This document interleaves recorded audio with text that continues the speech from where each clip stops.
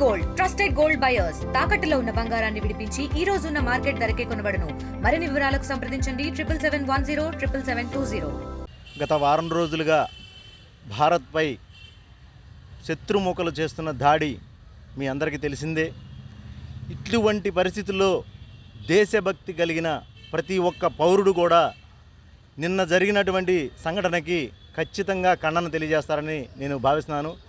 ఎందుకంటే మన నరేంద్ర మోడీ గారి ఫోటోను కానివ్వండి, లేదు మన జాతీయ జెండాలను కానివ్వండి, వాళ్ళు రోడ్డు మీద పడేసి తగలబెడుతున్నారు.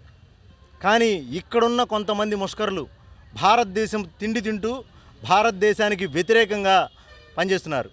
మిద్ది దగ్గర మన హనుమాన్ సెంటర్లోని మిద్ది దగ్గర కానివ్వండి, బంగారపొట్ల సెంటర్లో కానివ్వండి, 2 రోజుల క్రితం పాకిస్తాన్ జెండాలని కింద అంటిస్తే ఇక్కడే పనిచేస్తూ మన దేశపు తిండి తింటూ మన దేశపు గాలి పీలుస్తూ ఇక్కడున్న అన్ని సౌకర్యాలు అనుభవిస్తూ పాకిస్తాన్పై ఇంత ప్రేమ కలిగిన వ్యక్తులు మన మంగళగిరిలో ఉండటం నిజంగా మాకైతే చాలా బాధాకరంగా ఉంది.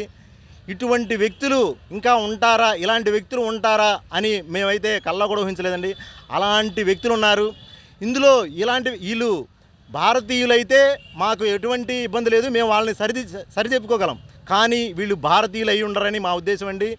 బంగ్లాదేశీలు కానివ్వండి, రోహింగ్యాలు కానివ్వండి, ఇలాంటి వారు అయి ఉంటారని చెప్పేసి మేము అనుకుంటున్నాం. ఎందుకంటే సాటి సోదరులైతే ఖచ్చితంగా భారతీయ జెండాని గౌరవిస్తారండి.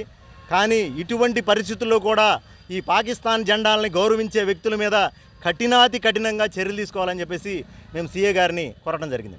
అందరికీ నమస్కారం. గత 4 రోజులుగా పాకిస్తాన్కి సంబంధించిన జవాన్లు భారత్ మీద తెగబడుతూ అనేక రకాలుగా విధ్వంసం చేస్తూ ఉంటే దానిలో భాగంగా మన జవాన్లు తిప్పికొడతా ఉన్నారు. మరి దానిలో భాగంగా నిన్నగాక మొన్న మేము పాకిస్తాన్ యొక్క జెండాలని మంగళగిరి పట్టణంలో షరాబ్ బజార్లో రోడ్డు మీద అంటీగా ఆ రోజు రాత్రి కొంతమంది కుర్రోళ్ళు, అనుమానాస్పద కుర్రోళ్ళు ఎవరో వచ్చి ఆ స్టిక్కర్లని పీకిని అన్నీ కూడా భద్రంగా తీసుకొని వెళ్ళడం జరిగింది. అయితే దీని ద్వారా మేము చెప్పేది ఏంటంటే పాకిస్తాన్ మీద కానీ బంగ్లాదేశ్ మీద కానీ మరి ఏదైనా దేశాల మీద అభిమానంగా ఉన్నట్టయితే మీరు ఇక్కడి నుంచి వెళ్ళిపోవచ్చు. మరి మా పక్కనుంటూ మా సొమ్ము తింటూ మీరు ఇవాళ సత్యసాయి జిల్లాలో ఒక యువకుడు, ఆర్మీ యువకుడు మురళీ నాయక్ అనేటువంటి యువకుడు చనిపోవడం జరిగింది. ఇలా మనం జవాన్లు పోగొట్టుకుంటా ఉంటే మన పక్కన ఉన్నటువంటి ఇలాంటి దుర్మార్గులు మరి పాకిస్తాన్కి మద్దతుగా చేసేటువంటి కార్యక్రమాలు ఏదైతే ఉన్నాయో దీన్ని పూర్తి స్థాయిలో ఖండించాలా. మనం కూడా మన ఈ బార్డర్ బయట ఉన్నటువంటి దుర్మార్గులు ఎవరైతే ఉంటారో వాళ్ళని మరి మట్టు పెడడానికి జవాన్లు ఉన్నారు. లోపల ఉన్నటువంటి దుష్టులు ఎవరైతే ఉన్నారో ఇలాంటి పాకిస్తాన్ అనుబంధంగా ఉండేవాళ్ళు వాళ్ళని మనం మాత్రమే గుర్తించాలి. అన్నీ కూడా ప్రభుత్వాలే చేయడం సాధ్యపడదు కాబట్టి మన పక్కనే తిరుగుతూ ఉంటారు, మనతోనే మంచిగా ఉంటారు.